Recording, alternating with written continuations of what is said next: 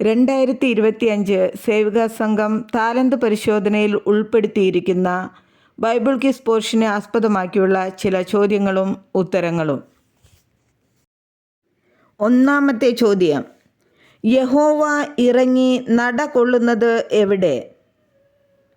ഉത്തരം: ഭൂമിയുടെ ഉന്നതികളിന്മേൽ. രണ്ടാമത്തെ ചോദ്യം: ദൈവത്തിൻ്റെ ഉത്തരമില്ലായ്ക കൊണ്ട് ലജ്ജിച്ചു പോകുന്നത് ആര്? ഉത്തരം: ദർശകന്മാരും ലക്ഷണം പറയുന്നവരും. മൂന്നാമത്തെ ചോദ്യം: ഞങ്ങൾ സിയോനെ കണ്ട് രസിക്കേണ്ടതിന് അവൾ മലിനയായി തീരട്ടെ എന്ന് പറയുന്നത് ആര്? ഉത്തരം: അനേക ജാതികൾ. നാലാമത്തെ ചോദ്യം: മീക പ്രവചനത്തിൽ എത്ര അധ്യായങ്ങളും വാക്യങ്ങളും ഉണ്ട്? 7 അധ്യായവും 105 വാക്യങ്ങളും. അഞ്ചാമത്തെ ചോദ്യം: യോനായ്ക്ക് തണലായി ദൈവം കൊടുത്തത് എന്ത്? ഉത്തരം: ആവണക്ക്. ആറാമത്തെ ചോദ്യം: എന്തുകൊണ്ടാണ് മത്സ്യം യോനായെ കരയ്ക്ക് ഛർദ്ദിച്ചത്? ഉത്തരം: യഹോവ കൽപ്പിച്ചതിനാൽ. ഏഴാമത്തെ ചോദ്യം: വിട്ടുപോയത് പൂരിപ്പിക്കുക.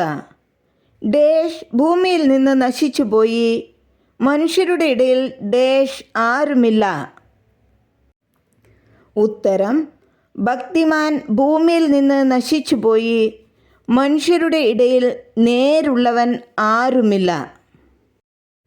എട്ടാമത്തെ ചോദ്യം: ഏശാവിൻ്റെ പർവ്വതത്തിൽ ഏവനും കുലയാൽ ഛേദിക്കപ്പെടുവാൻ തക്കവണ്ണം ആരുടെ വീരന്മാരാണ് ഭ്രമിച്ചു പോകുന്നത്? ഉത്തരം: തേമാൻ്റെ. ഒമ്പതാമത്തെ ചോദ്യം: ഓബദ്യാവിൻ്റെ പുസ്തകത്തിൽ എത്ര വാക്യങ്ങളുണ്ട്? ഉത്തരം: 21 വാക്യങ്ങൾ. പത്താമത്തെ ചോദ്യം: രക്ഷ എവിടെ നിന്ന് വരുന്നു? ഉത്തരം: യഹോവയുടെ പക്കൽ നിന്ന്. 11ാമത്തെ ചോദ്യം: വചനമാകുന്ന മായമില്ലാത്ത പാൽ കുടിപ്പാൻ വാഞ്ചിക്കേണ്ടത് എന്തിന്? ഉത്തരം: രക്ഷയ്ക്കായി വളരുവാൻ. 12ാമത്തെ ചോദ്യം: ആർക്കാണ് മറ്റുള്ളവർ ദോഷം ചെയ്യാത്തത്? ഉത്തരം: നന്മ ചെയ്യുന്നതിൽ ശുഷ്കാന്തിയുള്ളവർക്ക്. 13ാമത്തെ ചോദ്യം: നാം കാത്തിരിക്കുന്നത് എന്തിന്?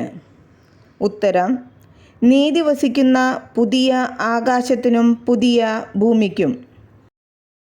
14ാമത്തെ ചോദ്യം: സഹോദരനെ പകയ്ക്കുന്നവൻ ആരാണ്? ഉത്തരം: കുലപാതകൻ. 15ാമത്തെ ചോദ്യം: സർവ്വലോകവും ആരുടെ അധീനതയിൽ കിടക്കുന്നു? ഉത്തരം: ദുഷ്ടൻ്റെ. 16ാമത്തെ ചോദ്യം: സത്യദൈവത്തെ അറിവാൻ നമുക്ക് വിവേകം തന്നത് ആര്? ഉത്തരം: ദൈവപുത്രൻ. 17ാമത്തെ ചോദ്യം: എന്തിനെ ആധാരമാക്കി നമുക്ക് തന്നെ ആത്മീക വർധന വരുത്തണം?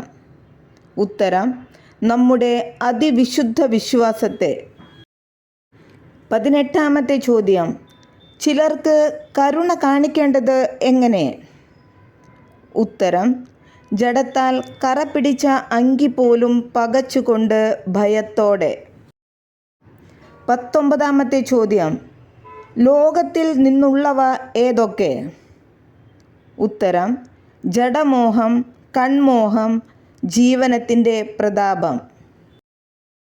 20ാമത്തെ ചോദ്യം: ദൈവം നമ്മോടുള്ള സ്നേഹത്തെ വെളിപ്പെടുത്തിയത് എങ്ങനെ? ഉത്തരം: തൻ്റെ ഏകജാതനായ പുത്രനെ നാം അവനാൽ ജീവിക്കേണ്ടതിന് ലോകത്തിലേക്ക് അയച്ച്. 21ാമത്തെ ചോദ്യം: ലാവണ്യ വാക്കുകൾ സംസാരിക്കുന്ന യാക്കോബിൻ്റെ മകൻ ആര്? ഉത്തരം: നഫ്താലി. 22-ാമത്തെ ചോദ്യം. ദേശം ഉറ്റുനോക്കുവാൻ പോയവർ കനാനിൽ എവിടം വരെ ചെന്നു? ഉത്തരം എസ്കോൾ താഴ്വരയോളം. 23-ാമത്തെ ചോദ്യം. ഹേബർ ആരുടെ ഭർത്താവാണ്? ഉത്തരം യായേലിൻ്റെ. 24-ാമത്തെ ചോദ്യം. എന്തിനാണ് പൗലോസ് ഹുമനയോസിനെയും അലക്സാണ്ടറിനെയും സാത്താനെ ഏൽപ്പിച്ചത്? ഉത്തരം ദൂഷണം പറയാതിരിക്കാൻ പഠിക്കേണ്ടതിന്. 25-ാമത്തെ ചോദ്യം. ജഡത്തിലെ ശൂലം വിട്ടു നീങ്ങേണ്ടതിന് പൗലോസ് എത്ര പ്രാവശ്യം കർത്താവിനോട് അപേക്ഷിച്ചു? ഉത്തരം 3 പ്രാവശ്യം. 26-ാമത്തെ ചോദ്യം. ഏതു വർഷം മുതലാണ് സെപ്റ്റംബർ 2-ാം ഞായറാഴ്ച സംഘദിനമായി ആചരിച്ചു തുടങ്ങിയത്? ഉത്തരം 1960. 27-ാമത്തെ ചോദ്യം. വനിതാബോധനയുടെ ആദ്യ ലക്കം പ്രസിദ്ധീകരിച്ചത് എന്ന്? ഉത്തരം 1979. 28-ാമത്തെ ചോദ്യം. ദീപ്തി ബാലികാഭവൻ ഏത് ഭദ്രാസനത്തിലെ സേവികാ സംഘത്തിൻ്റെ നേതൃത്വത്തിലാണ് നടക്കുന്നത്?